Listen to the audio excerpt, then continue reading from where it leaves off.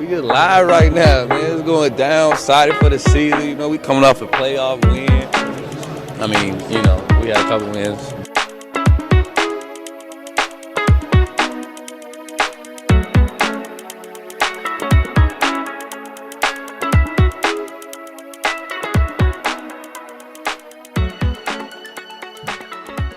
Hello and welcome to episode 181 of Deer Diaries, a Milwaukee Bucks podcast presented by us, the staff of Brew Hoop. My name is Riley Feldman, one of your usual co-hosts, joined this week by Kyle Carr, and Jackson Gross is back yet again, pinch hitting for us in the absence of Adam, who is unwell. Feel well, Adam. I have to first start before I get to how you guys are doing. Apologies to the listeners who I know have been refreshing the feeds like crazy for the first annual Golden Hoof Awards. The week that the Bucks just went through was so bad that we felt obligated to come in and really complain about it loudly before we went into the awards. So expect the awards next weekend. After that, we will also do a preview for whoever the first round matchup is. But that's for the future. Let's get back to the Bucks right now. Let's start with you, Kyle. How are you doing this evening? I'm overall good. I saw the eclipse today, so that was pretty cool. The weather's been great. It was clear sky, so it was perfect time for the eclipse. Otherwise, the weekend was pretty chill. I decided not to watch the Bucks game yesterday or half of Friday night, so I think that helped my mood. Jackson, how are you doing? I'm doing all right. I am also a very tired boy. This weekend was jam-packed for me in terms of travel and things I was doing.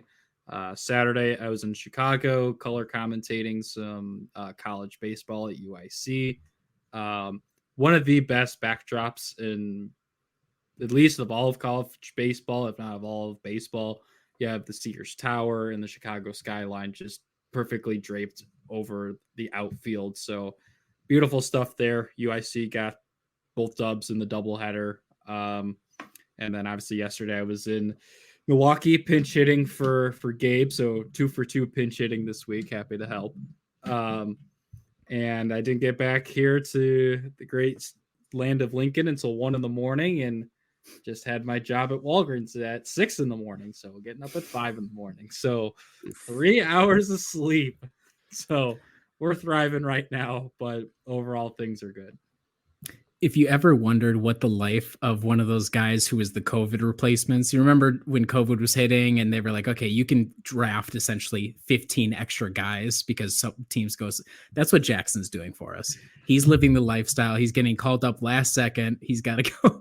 He's got to be here, there, everywhere on the podcast in Milwaukee. And he has to deliver and he gets sent wherever the team decides to send him. So we thank Jackson for being able to grind through it and join us here.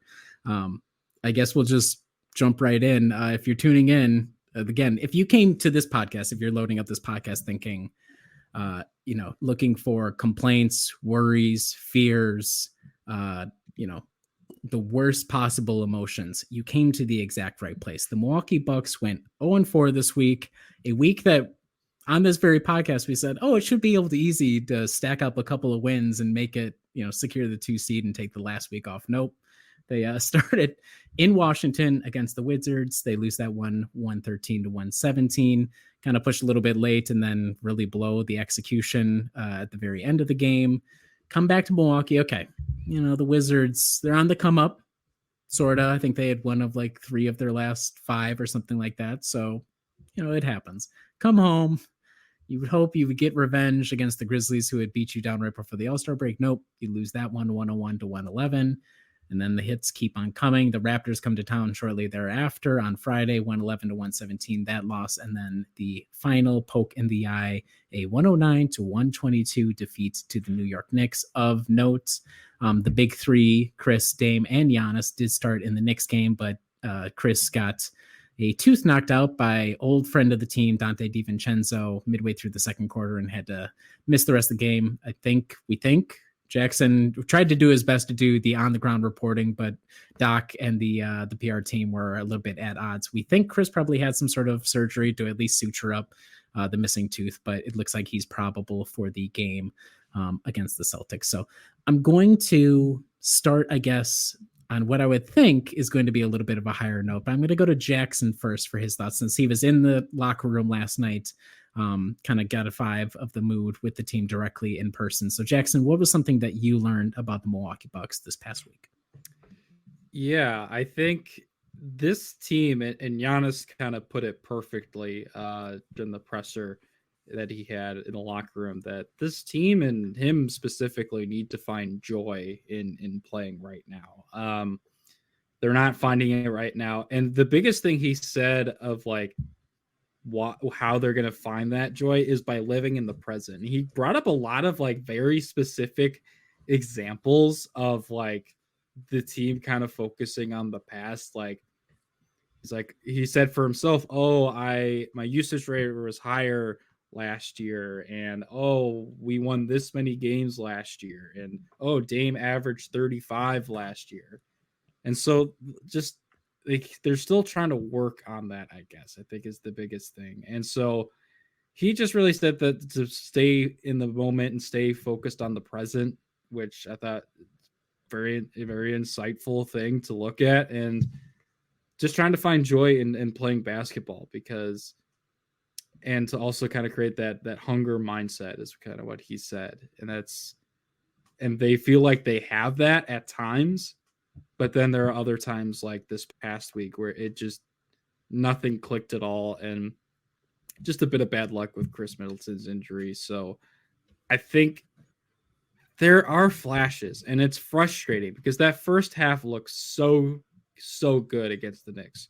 They were basically, okay, Jalen Brunson, you can score how many ever points he scored in the first half. He had 17 in the first quarter, and the rest of the Knicks had 8 points in the first quarter on 3 for 15 shooting. So like perfect game plan. End of the first quarter well, end of the second quarter well. And then the ugly head, and I wrote this in the extended, of the ball sticking came out again. They had 17 assists in the first half and 10 in the second half.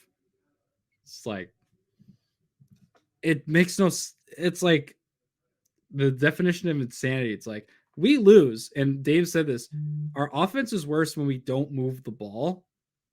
Then why are you not moving the ball? So there's a whole bunch of stuff, and the mood overall was just weird. It was the first time I've been in the locker room in a loss, even going back to preseason when they beat the Bulls. So it was just very weird. Giannis was the only one in the locker room because they had Dame in the press conference room earlier, and it just felt dead, and it was very weird for me.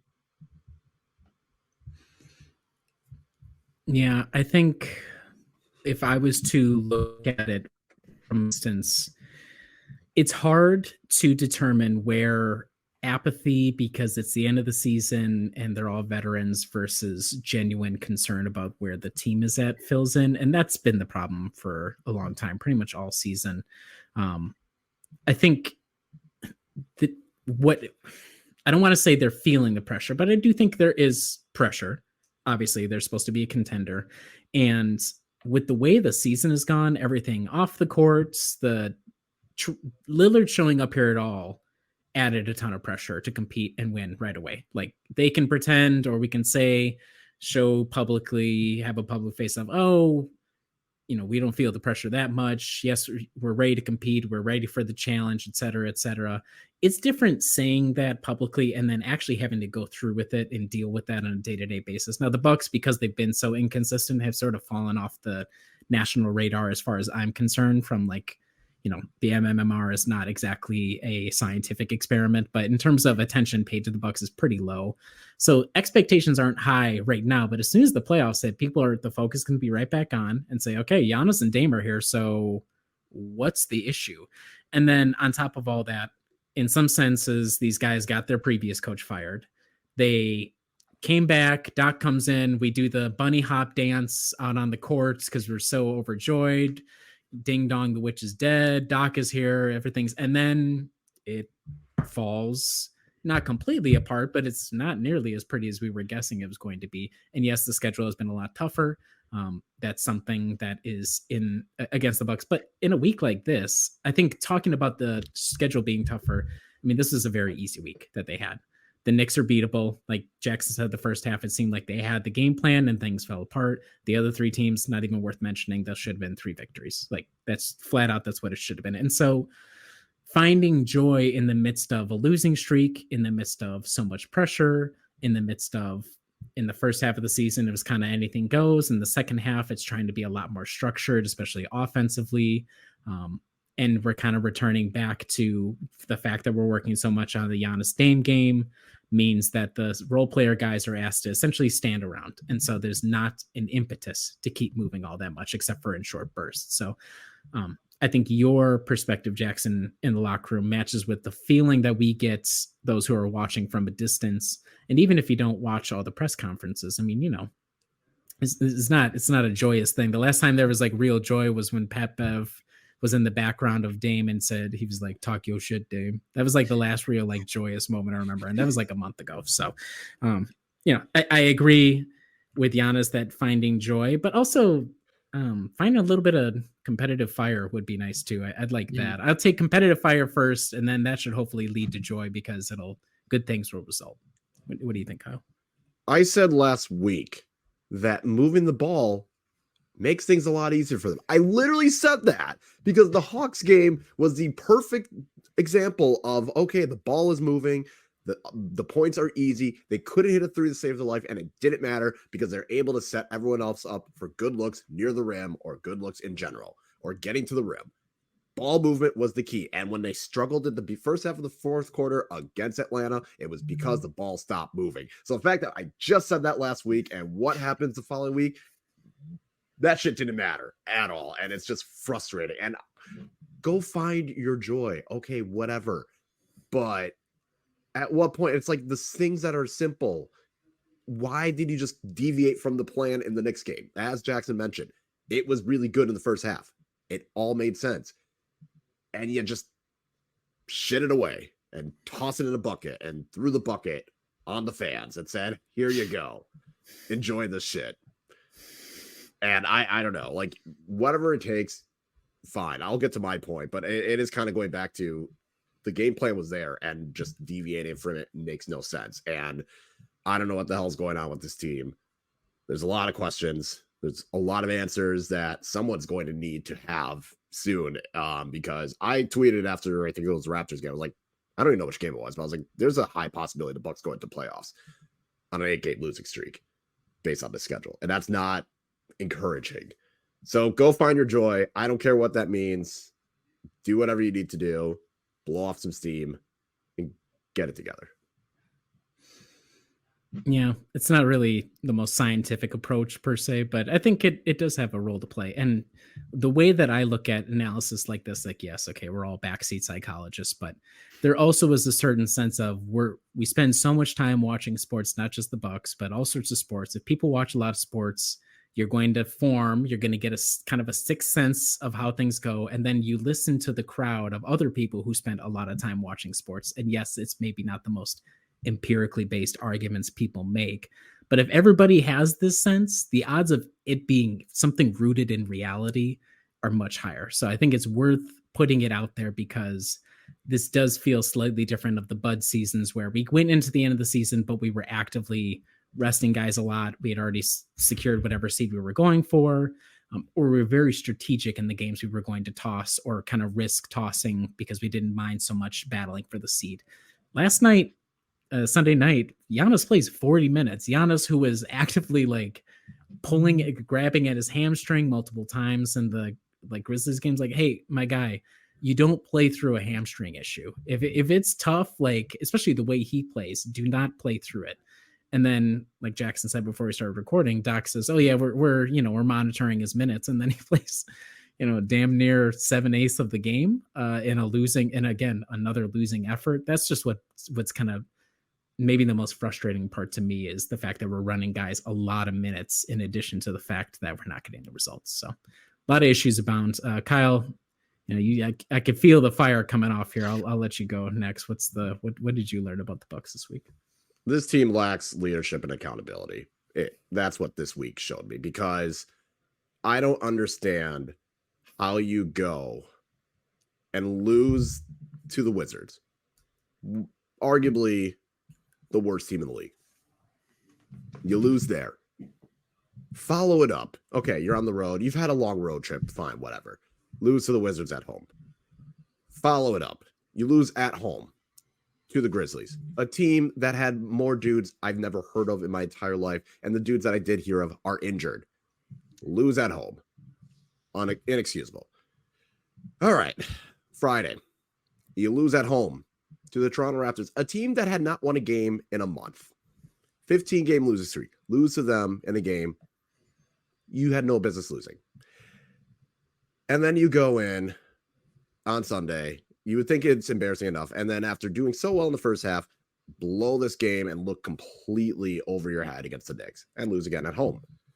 There's no leadership. There's no accountability. No one seems to be able to say, oh, let me try and make this right. The only one that seems to do that is Giannis, and he has one hamstring. That is not encouraging. Doc Rivers saying after the Raptors game, oh, yeah, like, no, that's on me. Okay, then why the hell is Andre Jackson Jr. not playing more actual minutes? Like, we saw the thing that was getting the Bucks back in this game on Friday against the Raptors. And you say, yeah, that's on me. So what do? You don't go back to that plan of what worked. You go back to trying things out again. It hasn't worked. You keep doing the same nonsense. There are players that are playing that should not be playing, and there are players that should be playing that are not. We need to just give up on some of these guys and just call it a day. Pat Connaughton has not been good since the All-Star break. Do not play him. Jay Crowder, he's been fine defensively, but at some point, you just got to cut loose with that. Why are Bobby closing lineups is not working? Clearly, this is not what it has not been working. So why do we keep running the same obnoxious shit out? Malik Beasley struggling. Stop playing him.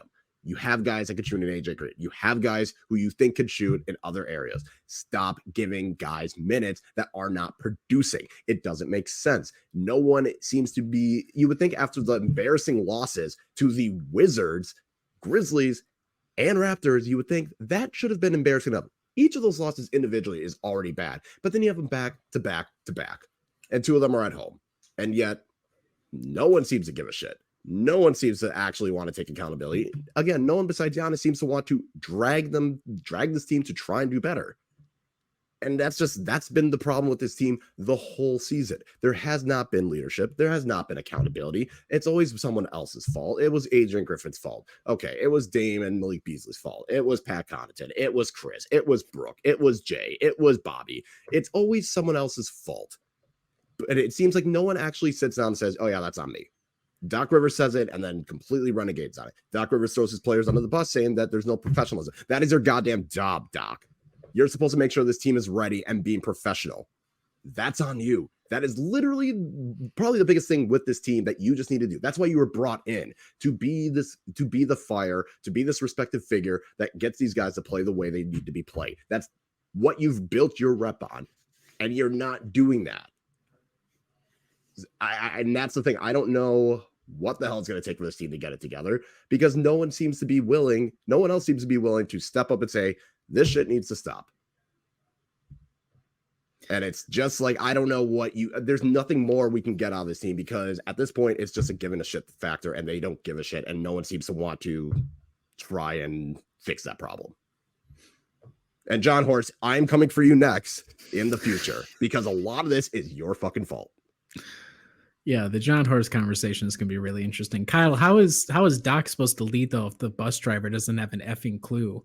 He's taking notes. The travel team has to up the game. That's what it's like. I was very, when I saw that, I was like everyone, like the equipment manager, and he said, why are we pointing at people that actually did this fucking job? The bus driver got you there, didn't they? Did they not get into the state? Yeah. Don't blame the bus driver. He got you there. It's your asses that need to actually do the shit after. If you had told me before the season that the tertiary support staff would get blamed not once but twice in the season by two separate individuals, one of which was a coach who wasn't even here for half the season, I'd say seems a little absurd to me, but here it is. I think the way that I would look at it, the way that Kyle's saying, right, and this ties in with my saying the Bucks have fallen out of the radar. If I was a fan of any other contender, any other playoff team, and I saw just reading stories, not paying super close attention, but I see, okay, they're on a losing streak. Doc is saying the bus driver sucks, guys are missing, et cetera, et cetera. I would laugh first and foremost, and I would say there's no way that team's doing anything. Like the idea that this team, this absurd team, and the drama is really low level compared to like Kyrie a couple of seasons ago, for example. Like it's a different sort of drama. But if I was to see this sort of cluster going out, I would say there's no way, they can try and rely on, they're just going to snap into it at the right time all they want. But just spiritually, there feels like there's no way it's going to go forward. And that, I think, is kind of what's frustrating. And I think it hurts worse because we had that brief stretch after the All-Star game where it looked like, okay, we figured it out. And then Chris got injured again, and it was right back to the drawing board. And then Chris comes back, and Chris loses a tooth. And so we've had the three guys for 3.5 games, I think, in the 32 games that Doc has been a coach for. And so even if they wanted to get into a rhythm and build it up over the course of the season, they haven't been given that opportunity. What's the adjustment? How are we adjusting to that reality? Is, like Kyle said, are we just going to fall back on that stat that Frank Madden, of course, found first, but that was publicized by everybody? I even saw it in like a CBS Sports article this past week. It was like, in the 700 minutes these three guys play, they're like plus 18.8 net rating. It's like, how much is that, one, rooted in the first half of the season and the easier part of the schedule? And two, just extreme wishful thinking. It's like when you see a bench guy has a good performance and then you take their per 36 numbers for real. It's like, if I actually played whomever off the deep bench for 36 minutes, the odds of them hitting these numbers are almost non-existent. So that's why it's this tough situation where nothing is really going according to plan. And the coach or a couple of the key players have to be the ones that right the ship. And it's this weird balance where we've gotten year after year, and it gets worse a little bit, but each year it gets a little bit worse in the NBA of like, regular season doesn't matter.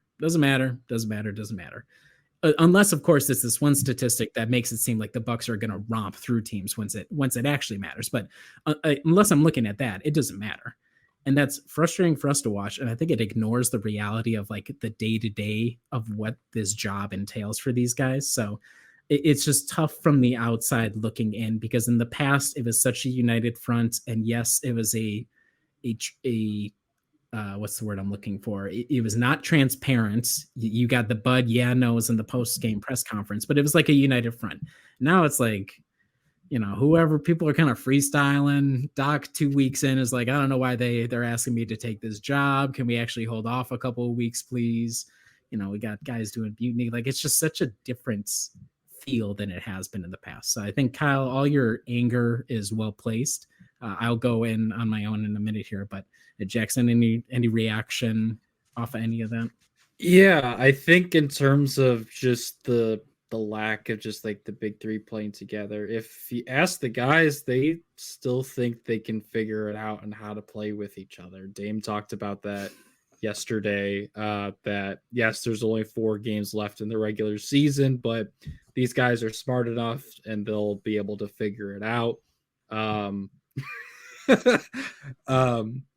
Giannis said something potentially similar along those lines, that they should be able to figure it out. And apparently as a whole, the team still believes that they are title contenders. That belief has not wavered. Asking Dame, asking Giannis about it, they both kind of said, we believe that what we have here is enough. That's just along the lines, paraphrasing what Giannis said, that we believe here what we have here is enough. So yeah, it is beyond frustrating, because it's like you guys have 2 of the top 10 NBA players in the league on your team, and you're still going through this. And I was getting frustrated just with it last night, because I even asked them, like, there's 4 games left in the regular season. You guys are still having issues with focus and energy. And all Dame basically says is, oh, it's a common thing around the NBA. You saw the Cavs blow a big lead to the Clippers.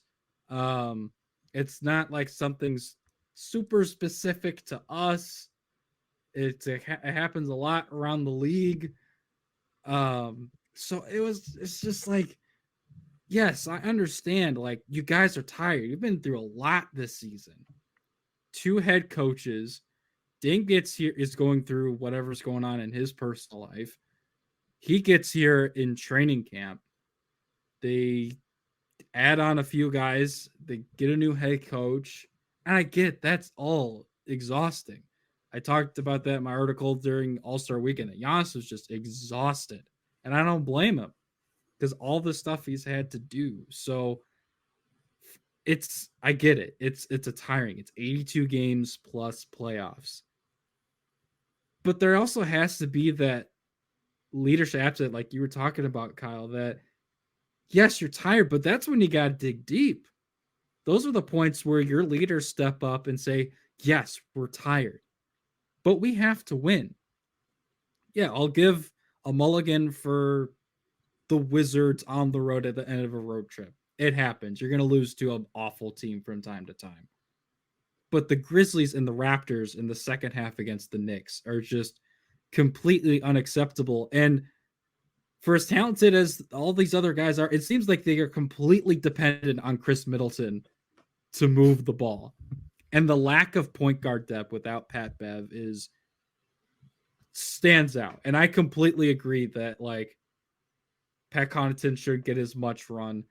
But the problem is that this team is so top heavy, both in star talent and money. It's impossible to have good depth at this point. I mean, shout out to Bobby. The past few games, he's been really good and basically kept the Bucks in it in the third quarter, scored almost like 10 straight points for them. So, but at the same time, why are you running Brooke, Bobby, and Giannis against the Knicks, who are faster than you are?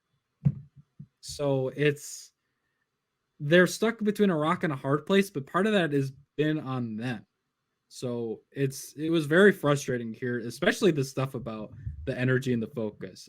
That was a little frustrating. It's like kind of a basic bitch answer. You go ahead, Kyle. Go for it. No, go ahead. I have another rant coming, so you go. Okay, all right. Okay. Before we clear out for you, I would say, based off of that, what I'm confused by, or what I think is part of the issue, is there's a confusion of ends and means, right? So we have this end where everything's going to come together. We're still a title team, which I do genuinely, in my heart of heart, I still think they could do it. Do I think it's likely? I haven't felt like it's been all that likely, given all the blows he's taken, but it could happen. Like, I'm not writing it out of possibility. But if the ends are to win a title, the means to get there have been completely confused.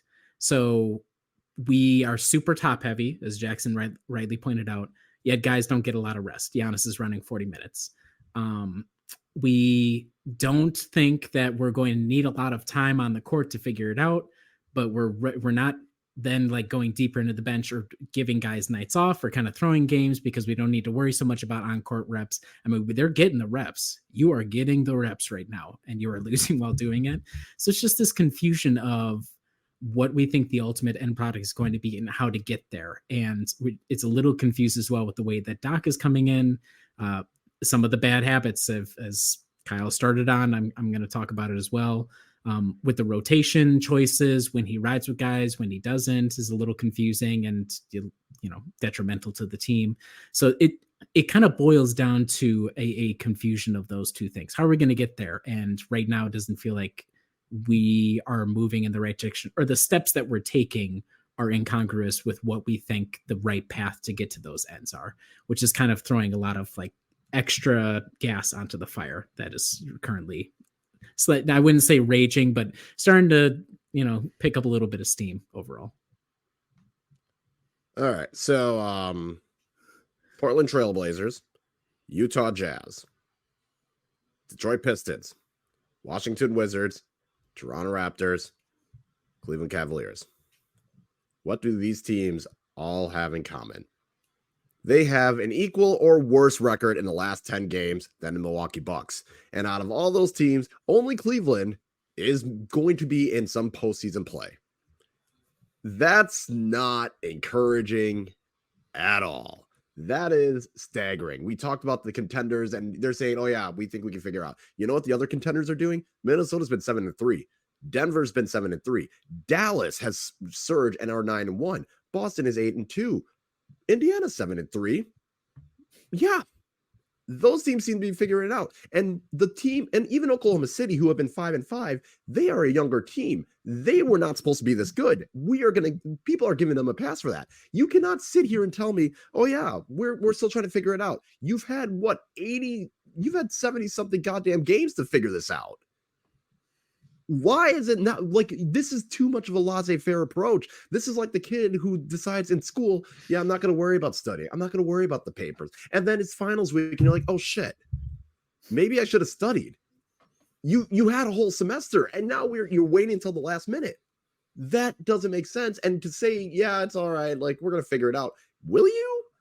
Because we have no evidence that you have figured it out.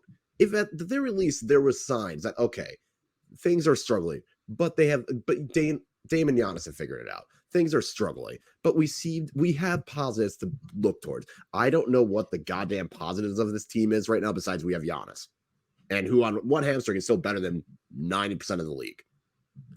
That's the only positive I got. I know there's that tweet of, can the Bucks lose in the first round to Philly or Miami at this rate? Sure. Can they make the finals and win it all? Sure. All is possible, but at the same time, the calls are coming from inside the house. You are self-inflicting yourself with all of these things to say, oh yeah, we're tired. Oh yeah, it's going to happen. No, this is the whole flip the switch thing that we always said in the past. Like, you don't get the benefit of the doubt of flipping the switch anymore. You don't get that.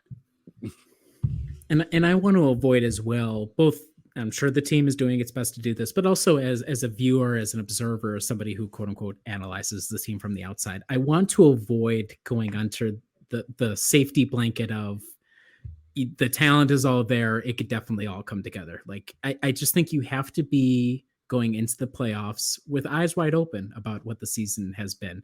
And speaking of that semester, I did grab some numbers before the podcast here. We're going to do the comparison that will probably live on forever, the Griffin versus Doc comparison this season. I'm just going to run through some numbers.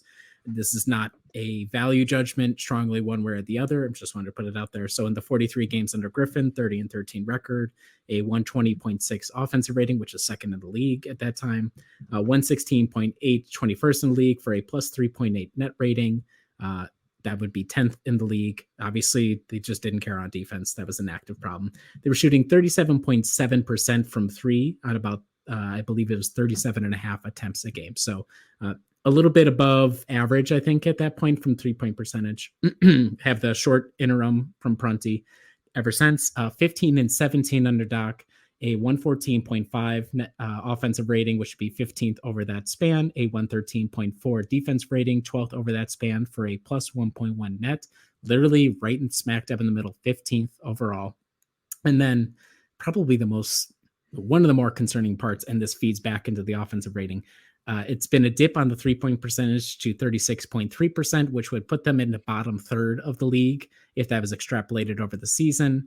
And they're actually hoisting even more attempts. They're hoisting the second most 3-point attempts of anybody in the league right now. So maybe it could be as simple as the 3-point shooters get right. But I thought it was interesting. Pat Connaughton, I want to say it was after the Raptors game, had a quote, maybe it was Gabe who got it, about how, especially the shooters, they shoot now expecting it to miss, or they're very, very tight about like, okay, should I take the next one? And that's a tough balancing act from Doc to, I agree with Kyle. Like if Beasley goes 2 or like 1 of 5 to start the game, you better have a real good reason to think he's going to snap out of it all of a sudden to keep playing him. But yank the guy, does that shatter his confidence completely? There's a lot of different things to balance, and I'm going to go into my point real quick. It's chimes with what you guys have said.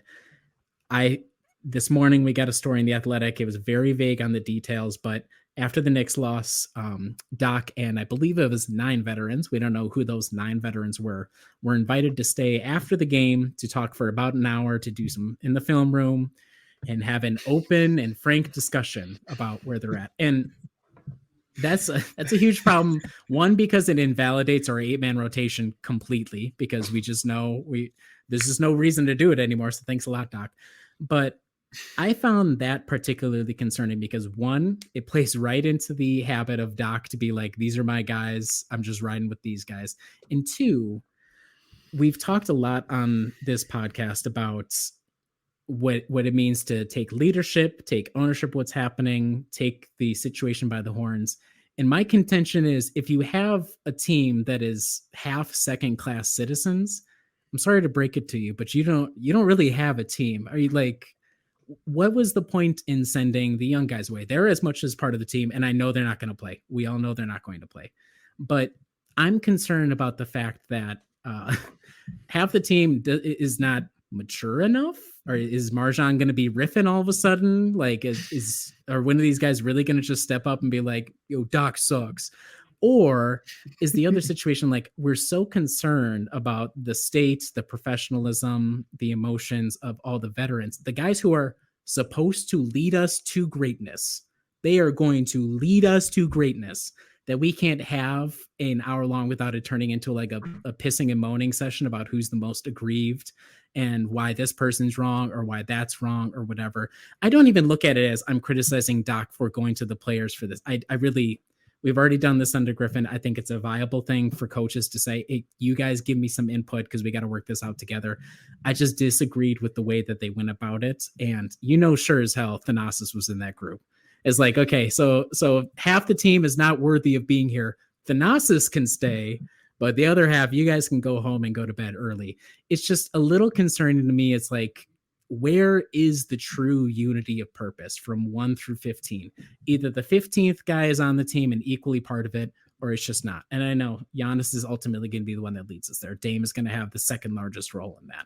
But I just get very concerned when these little drips and drabs come out, because it goes right back to all the concerns people had about Doc coming in. It's like, he's going to have his favorites, and either you're a Doc guy or you're not a Doc guy. And if you're not a Doc guy, that's tough luck. And that's just very different from seasons past. Yeah, Bud had no idea who the fuck Sam Merrill was, but at least Sam Merrill was theoretically on the team. I'm sure he was mostly invited to most film sessions as a team, right? So I was just really concerned about that. And again, it's just another, to me, sign of things aren't moving necessarily in the right direction. I don't know if you guys have any takes off of that, but I mean, we got a bunch of second-class citizens and second-rate players getting significant minutes. That's not encouraging. Yeah, I think the idea of it is good, but I agree that the fact that you should have the guys who aren't playing give input, because they're watching the game. They're essentially acting as secondary coaches and scouts at this point. So why not bring in their input? And it's a great confidence booster for them, because not only do they feel part of the team as a whole, but with this division that has come out, then they feel like they're actually on par with the vets. Like, how is Chris Livingston and Ty Washington reacting to this? Like, oh shoot, there was a film session and we weren't invited because we're G Leaguers. What does that say about them and what their career's going to be moving forward? And same thing for Andre Jackson. They traded up for Andre Jackson to be a somewhat decent part of this team. And if he potentially wasn't even there, then what does that say about him and what his career could be moving forward? So I agree. I am concerned because everything has to be the same. Everyone has to be on the same level, because then you feel like you're the coach whose son is on the team, who's the point guard with a 95% usage rate, hoisting 30 shots per game. Because that's what it feels like. Or like you're the baseball coach and your kid's on the team and you're having your kid hit leadoff even though he's hitting $150. So it is very, very, very concerning. And I just wanted to look at this. The Bucks Cavs, Bulls, and Pelicans are the only teams in the top 10 heading into the playoffs with a losing record in their last 10 games. And the Bucks and the Cavs have the worst records at 3-7. There's literally 20 teams in the playoff field, folks. 20. 2-0. The Bulls, two-thirds the Bulls have a Uh-huh, better record in the last 10 games than the Milwaukee Bucks. And it's by one game. It's because they just beat the Knicks. Now, I will say this. For anyone that's like, oh, maybe they're trying to tank for the 3 seed. That's a loser mentality. You're a loser. Don't believe that. That's a loser mentality. You're a loser. I don't want to talk to you. The end. It's gonna be tough for Kyle because one of those people is on the podcast. I don't want it to like seem that I think the young guys are gonna throw a mutiny or like, you know, this is the end of the line or anything like that. I think just my point is, you know, if you're trying to rally the troops, you probably want all the troops there. Also, with how old this roster is, there is every possibility one of these guys might actually have to play. Like, you know, I know we think the 9 are going to be enough, but if 1 or 2 guys pick up injuries, somebody's going to have to play. And one of those guys, it would probably be helpful if they were there for the discussion where we talked about how are we going to, as a team, i.e. us 9 guys, fix this situation. So just a little bit concerned about that. I'm not sticking a knife or a fork in it whatsoever, but we don't have a Buck the host. I do want to come back. Let's end on a high note. This kills me. I don't know, Jackson, maybe you were here for the last time we had to do this. What's some constructive criticism? Let's okay, besides fire Doc, besides you know, Dame, learn how to shoot like 40% from 3 again. Let's give a couple of ideas out there for what would you like suggest would help the team. It can be small stuff, even anything that helps. No idea is a bad idea. Let's pretend us 3 are having the extended film room. We just dismissed Adam. We're sending Adam home early. He's going to go get some sleep. Let's talk, see how are we going to fix the team. Anybody have any ideas? Move the ball. I'm actually being serious. Moving the ball and this team looks so much better and the offense looks more fluid, whether they hit shots or not. Just move the ball. And at the very least, your offense is better. Partially joking, but also partially serious. I need Doc Rivers to stop hating Brook Lopez for whatever reason. Like, yes, I know Brook is getting older and it's just going to happen. Guys regress.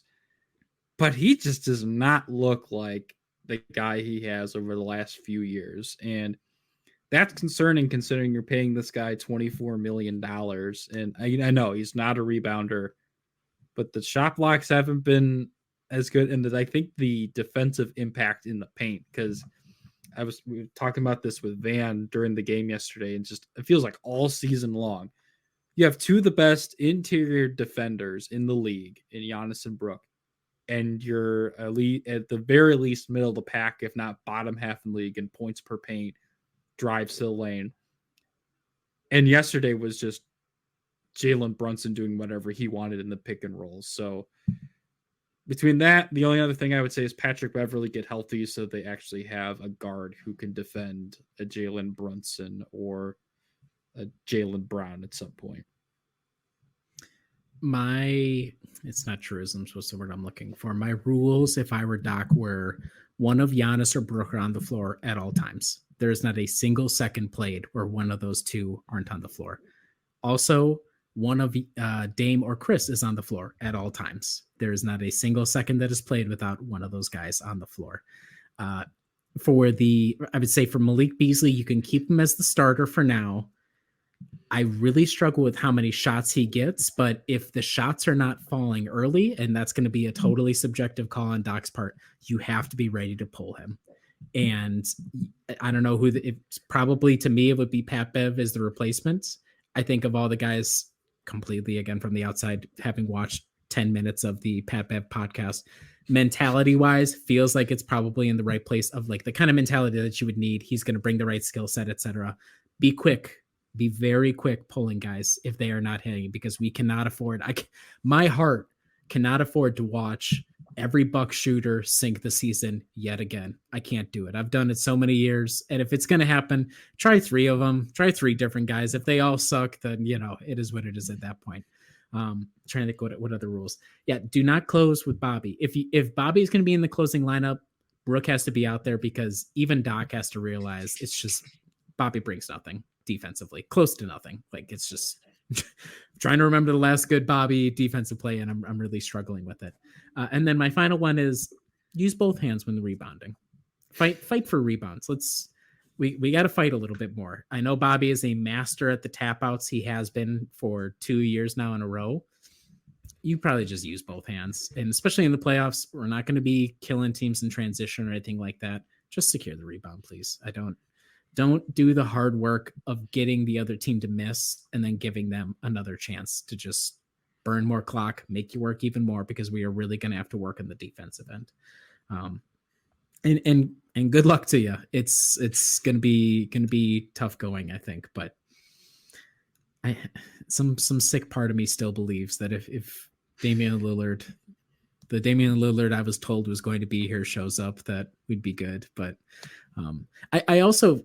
I should give a shout out. This is the most games he's played in the season in like 6 years, I think. So he's putting in the mileage. We have not missed a lot of Damian Lillard. I think he's played 69 games so far this season. But it's just, man, if it could ever come together, now would be a really, really good time for it to come together. And if it doesn't, yes, John Horst will be hearing from Kyle and from a lot of other people in the off season. Any other suggestions? Any other things? Prayer, power of prayer. Make that post game prayer circle a little bit wider and a little more fervent. If we're going to be doing it, please. Those are my suggestions. I'm trying to think of anything else. Yeah, we'll see. Well, like I said, we'll talk a little bit more. Not going to break down this coming week games too much, but once we know who the round 1 matchup is going to be, we will come back, talk about that in the context of the games, et cetera, et cetera. But after all that, any final call, Bucks thoughts before we go to miscellaneous? I don't want to watch this team right now. As someone once said on this podcast a couple of years ago, there is no enjoyment watching this team.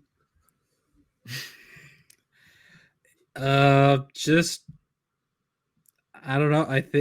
I don't know. I'm just kind of speechless at this point of what needs to happen. It's just going to have to be, as we've been saying, a hope and a prayer that the big 3 figures it out and actually stays healthy for more than the 24 minutes. My parting thought is Giannis rocks, and he will probably try to die to carry this team over the line. And I respect the hell out of that guy and everything he does. And I pray that he has that next level to carry us, because I have a feeling he's going to do a lot of hard carrying, but I believe in him. All right, let's turn those frowns upside down. We're moving on to miscellaneous, starting with rapid fire, the segment that has the whole world shaking. Let's start with something positive. You're a fan at a sporting event. What is your go-to sporting event food? Obviously, arenas are becoming much better nowadays of having local purveyors, sandwiches of all kinds. It's expanding. But what's like the basic arena fare that you most adore whenever you go to a sporting event? I'm going to be very specific with mine. Please do. I'm going to as well. I don't eat a ton of dairy because it doesn't agree with my stomach. But the souvenir nachos at the United Center for Blackhawks games are amazing. I can eat that. Me and my brother have gone to a few Blackhawks games over the years, and I swear if we go to another game, we'll have enough to field a team, like 3 forwards, 2 defensemen, and a goalie. We'll have 6 of those beautiful, beautiful helmets. So they're like sour cream, scallions, some sort of meat gets tossed in there. There's obviously nacho cheese, and it's like actual good nacho cheese. It's not like high school like nacho cheese or whatever. So I could eat those anytime I go to a sporting event. Blackhawks souvenir nachos. All right, that sounds good. I'm a pretzel person. Like, I just like getting a pretzel with nacho cheese. I feel like that's like my go-to if I go to any sporting event for particular ones. No, pretzel. A pretzel with nacho cheese. That's my go-to. I respect that. I'm going to follow in Jackson's footsteps, the trail he blazed for me. It's the Miller Park nachos. Miller Park nachos are goated with the sauce, as the kids would say. I do not spend the extra money for the helmet of nachos because you already get a lot of nachos with the large, but every time I go to a Brewers game, it does not matter how much I've eaten before the game and the tailgating, I am getting the nachos, and it is extremely good. Okay. This question is more for Kyle, but Jackson, you're here, so you're welcome to join in as well. Will AJ Green win the Bucks one playoff game? And what I mean by that is Pat Connaughton in the final style. He has like a cameo, a 5 to 10 minute where he just goes nuts. And we look back on that game and say, remember when AJ Green won us the game? Do you believe in AJ taking the floor and getting it done for us for one game, Kyle? Absolutely. Okay. All right. Thanks for joining us, folks. This is a good podcast. Now with a more objective answer. Yeah, there you go. Honestly, it's again, I'm gonna go weirdly specific. I feel like game 2 of like whoever they play in the if they get to the second round, whoever they play in the second round, that feels like the perfect game. Like midway through the third quarter, the Bucks are down like 10 and AJ Green just pops off for like 12, like 15 points on 5 threes. Like that feels like the very like ideal spot for him to cook. Manifested. And I love this is very funny because Jackson, we also did the prediction for when Gallo would get his first 3. And you went down to like not only the game, but the quarter and the shot type. So you're staying consistent with your principles. I think too that he will win us a game. Just because why can't I believe in miracles? Why can't we believe in miracles? Okay. We're doing a lot of sporting stuff appropriate on a basketball podcast. What is a sporting event you've yet to go to that you would like to? So could be a specific stadium, see a specific game, could even be a team you don't root for, but just like a really historic, prestigious. What's a sporting event you haven't been to that you would like to attend? And World I can Cup. Go first. So you guys, okay, World Cup, go for it. Yeah, I love soccer, and with the World Cup coming to the United States, Mexico, and Canada for the men, and potentially in the women a couple of years after that, I do need to actually just make the trip, go to a World Cup. It will be expensive, but it would be worth it. Oh man, there's so many. Basketball specifically, I'd love to go to, and I'm going to keep calling it this for the end of time. I would love to go to Staples Center and see a Lakers game. I have never seen the Lakers at all. The closest I've gotten to is seeing LeBron not care in an all-star game. So overall, though, give me a World Series. I feel like almost any year, regardless of the matchup, the World Series, like being there is absolutely electric. Like even last year, even though it went 5 games, I still feel like being in Arlington, seeing that walk-off home run, I think was it Garcia or Seager? I can't remember who it was. Would be an incredible experience. If I was to vote basketball, I would love to go to Madison Square Garden to see a Knicks game. When not this Knicks team, because frankly, Tibbs ball is not that enjoyable to anybody to watch, but like, especially peak Carmelo era where it was just absurd and Knicks fans were like, they knew they sucked, but they still believed. I think that would be a great event. Overall, I would say go to the Olympics. I'd love to see the opening ceremony. I find that I'm a romantic, so I find that very inspirational. And then a specific event, I would love to see the beach volleyball, just because I'm playing it or whatever. I have a deeper appreciation for it, and you can get really, really quite close to the court. So I would say beach volleyball for me, but the Olympics in general, I think would be really cool. Yeah. Okay. Going back to the Bucks, which Buck most closely resembles your own on-court personality? You're playing a game of pickup and you morph into not so much your skill set, but personality wise, if there is a Buck, and if there isn't, you can describe your own personality, but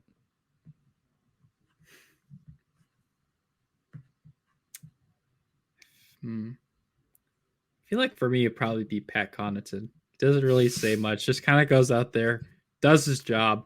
Can have the occasional joke here and there, have the occasional one-liner, but yeah, I think, and a little bit skill set too, but I would say Pat.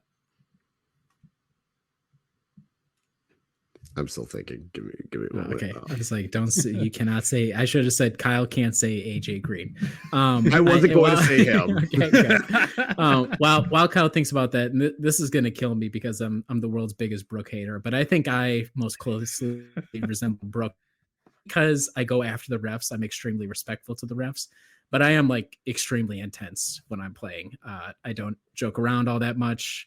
I love the ability to like obliterate whoever if I have it happens very rarely, but the occasions that I do. And I feel how like tense I get and how like it's, I don't know, I just see Brooke and it's exasperating for me as somebody at home, but I can also relate on a certain level to the way that Brooke plays. I'll say Andre Jackson Jr. I'm just gonna go. I'm gonna try. It's gonna result in a lot of fouling. It's just gonna. It might be a little chaotic. There are gonna be moments of brilliance, and I'm just gonna go about doing it and just not say a word about it. Okay, one last one here. This is again a little bit generic. Skill that you cannot do right now that you would love to learn. And that is a super wide open vista, so I apologize. I would like to learn another foreign language or two. That would be, I think that would be pretty cool to do. And it would be useful. I would like to learn how to properly ice skate because I've done it a few times, like going around like the outside or the railings or whatever you want to call them, the boards, and that's one. And I occasionally go like a few feet out, but I've always had like an affinity for hockey and for ice skating. So if I could learn to like at least like be functional at it, that would be a lot of fun. I'm chiming a lot with Jackson. Ice skating was going to be high on my list as well. I'll mix it up. I would love to learn how to draw and draw well. I drew one apple once off of like a little instructional, and that apple turned out so well. I was like, I'm cooking like crazy. And then it started getting really hard. I was like, all right, I just didn't stick with it. But I think being able to draw would be a really cool skill to have. I'm very jealous of people who do it all the time. Not jealous. I should say I admire people who are able to do that and have that skill set. So, okay. That's what we have for rapid fire. Thanks for participating, guys. We're going to move on to Jackson's build. Now it says here surprise. I'm assuming surprise is not the name of the Lego set that you're working on here. I'm going to go ahead. We're going to go to Jackson's the solo layout to show us what the surprise is this week. All right. I had to keep it off my desk because there's not a lot of room because it's a bigger one. So give me 1 second here to go and grab it. So, all right. Go for it. This is scintillating podcasting, folks. Kyle, go back on another doc rant to fill some time here if you'd like. Okay. I was right. Here we go. Oh man. Hold on. Okay. Let me get the headphones back on. Oh, okay. nice. All right. Be sure to describe this for our audio listeners, Jackson, what we're looking at here. Okay. So for all the Star Wars homies out there, it's another Star Wars build. This is the AT-AT. Yes, that's the proper way to say it.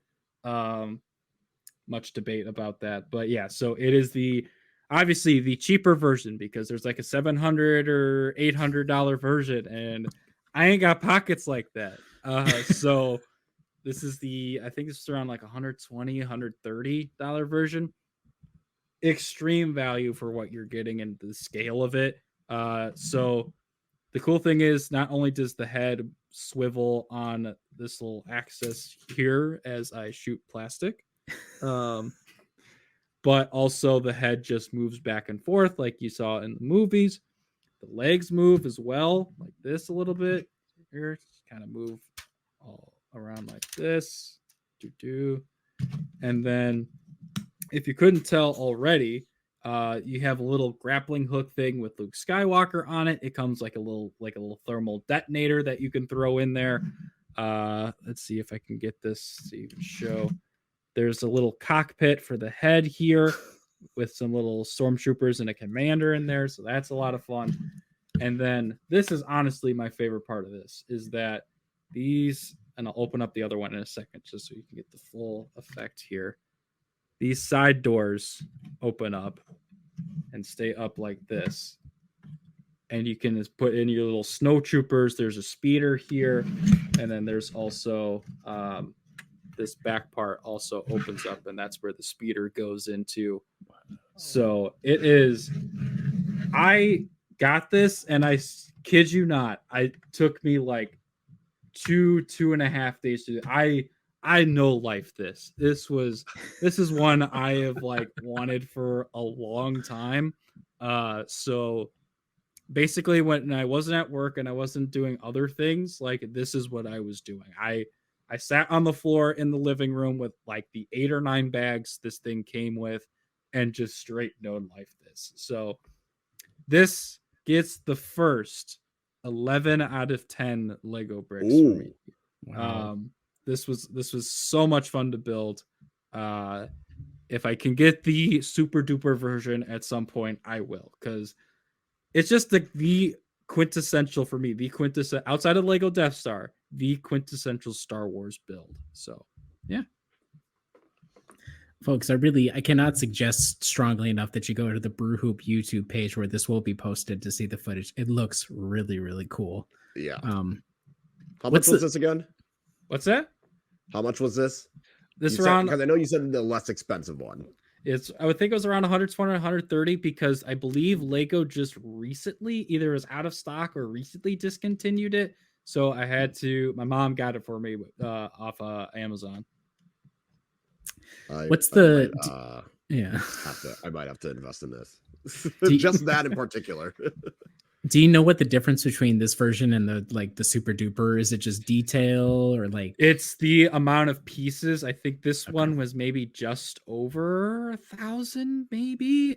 And like the other one is like between like 7,000 and 8,000 pieces and like substantially bigger. Like this would you probably only be able to see like this part and like the legs maybe. Yeah. If I had that version, I'd have to like stand where my door is, like all the way back there to see the whole thing. Jackson doesn't have pockets for the 800 one, but Giannis does, which will, that'll be the end. That's how Giannis joins the podcast. He's going to show us his $900 AT-AT. That's super cool. Thanks, Jackson. That's a cool one. I like that one a lot. Yeah, that was a fun nugget to learn, that after games, after having his steak and wine, he likes to build Legos, and that he wants to be happy when he builds his Legos instead of being frustrated and forcing things together. So Giannis, the co-build on the Brew Hoop podcast invitation is wide open. I love the idea of Giannis wine momming after the games. He has a little bit of little steak, little wine. He's like, I'm gonna decompress with the Legos. Yes, Giannis, I know you're listening. We know that you listen to every podcast. Please, please, please, please. Next time you see Jackson, give him a shout out. Let him know what you're building. Let's get the deets. Let's get the exclusive. Very cool. Exactly. Thanks, Jackson. That's a cool one. Yeah. All right. Now to follow that up, Kyle, you got big shoes to have to fill here. I do. We don't have a Zac Efron movie, so okay, I'll start with that. we broke the chain. No, come on. I took a break from Zac Efron movies. Sorry. Good. You mentioned Greatest Showman. That was one I was like, but I've already seen that. I think I've already reviewed that as well. Like I'm 99% sure. But the movie is The Other Missy. I think it was made like late 2010s. Like I think it was like 2018, 2019, or early 2020, something around there. But basically, this guy goes on a blind date, goes poorly, doesn't see that girl for 3 months, meets someone, really enjoys her, and it was the same name as the blind date, and he accidentally invites the blind date to his work's big like party in Hawaii. Basically the synopsis, and she just is chaotic, and it's just chaos. It's definitely more of like if you can handle just awkwardness and over the top awkwardness, you'll be fine with this movie. There are just moments where you're just like, it's a lot. it is a lot to take and a lot to handle. It had David Spade as the main character, Lauren Lupkus, who was in Orange is the New Black. That's the only role I remember her from. Sarah Schalke is in it. Rob Schneider obviously is in it because it is made by the film studio that Adam Sandler owns. So of course he's in the movie. It was fun to watch, but it is also if you don't love awkwardness, this is not the movie for you. Yeah, I'll say it's a 5. Like, again, if you can deal with the awkwardness, then it's fine, but it's not like Dirty Grandpa where it's just like, this is too much. Okay, first off, do you mean the Wrong Missy? Is it the other Missy or the Wrong Missy? I don't remember whatever it's called. I think it's the Wrong Missy. Sure, that one. Okay. It's very funny to me that I read David Spade because he's just like the least, just a completely unserious person, which is fine. Like, too, and I'm like, I would not have David Spade be a star in a rom-com. Nick Swartzen's in this one, killing it. Yes, like you said, Rob Schneider. I just saw Lauren Lupkus, and oh my lord, I know who this is now. And for what apparently she did, this is perfect for her. Yeah. No, she does a great job on it. I will give her that. I did not remember anything other than Orange is the New Black. So that was kind of like, for me, I was like, oh yeah, she was in that show, but I could not think of anything else she was in besides then. I think she did a few episodes of The Big Bang Theory. That's the other thing I remember. And I never watched The Big Bang Theory, so that would, yeah. Man, this is nutty. Yeah. I've a shout out to Adam Sandler, who's just raking in the dough and has this company that just continues like a factory, just right off the line into Netflix's queue of the exact same premise, just chopped up 18 different ways with the same actors. So I respect the hustle, I respect the bag getting for sure, but you would just have to put 2 in the dome for me because I'm not watching an Adam Sandler produced movie. It's not happening, and I'm too old. Fair. I can't do it. So Kyle, as people knew this already, but Kyle is much stronger than I am, and we find that out every week when he comes. The back things you do for people you like. That's all I gotta say. Okay. So do you think, Kyle, for next week, are we going to go back down the Zac Efron anthology, or are we staying with Happy Madison Productions? No, we might have to go back to the Zac Efron anthology. Good. I don't know what movie I'm going to do, but I think I need to get back to Zac Efron. And I got to find, maybe I'll do a rewatch of The Greatest Showman and give another update. I don't know. Yeah. Oh, there's the Neighbors too. That's right. I forgot about that. Have you done his most famous role yet? Which one? High School Musical. Oh, I don't think you've done High School Musical. Actually, I think I did. You may have. It's I been did the so first. long. I think I did the first 2. I think that one deserves an update. Between that and The Greatest Showman, I think that one deserves an update. Yeah, new idea. We're not doing the Golden Hoofs. We're just doing Kyle does an episode reviewing Zac Efron's movies. So and, I would still absolutely watch Sonic 2 ahead of the Wrong Missy. Yeah. I forgot we have to keep throwing that in there as well. Yeah. Okay. Which I only watched 3 times this past weekend. Thanks for sacrificing for us, Kyle. Okay, weekly predictions. Let's wrap this up. Final 4 games, and then our long national nightmare is over. The regular season will be done, and then the playoffs will be here. They start 2 home games here versus Boston. It looked like Al Horford and Porzingis might sit for that one. Then it's Wednesday. Wednesday versus Orlando at home again, at OKC on Friday, and then they wrap up the season at Orlando on Sunday. To note, the 2 seed or any tiebreakers could be in play with the Magic, depending on how these 2 games go. So I will let's go to Jackson first. Jackson, what's your prediction for the results this week? You know what? You know what? I feel like this is like the perfect opportunity for a bullshit week. Like, and especially tomorrow/today, whenever people are listening to this. Call me stupid. I feel like they're gonna pull some BS and beat Boston. It just feels like after this week of shit that we've all had to deal with, they're gonna figure it out and do some stuff against Boston. Obviously, if with no Porzingis, it should help, and no Horford, so Giannis can actually drive the paint and have to do with OG Anunoby and Isaiah Hartenstein for 40 minutes. Overall on the week, though, I'll say 3-1 with the one loss to Orlando on Wednesday, just because we have to end on a disappointing note at home because, of course. Well said, Kyle. 1-3. Don't ask me which one, but 1-3. Okay. Yeah. That's good. I should also note Giannis is listed as questionable with that left hammy. Understandable. Marjan is out with a left ankle sprain. I guess Chris, he's not coming. No, he's not. No, he's not. And that's okay for everybody involved.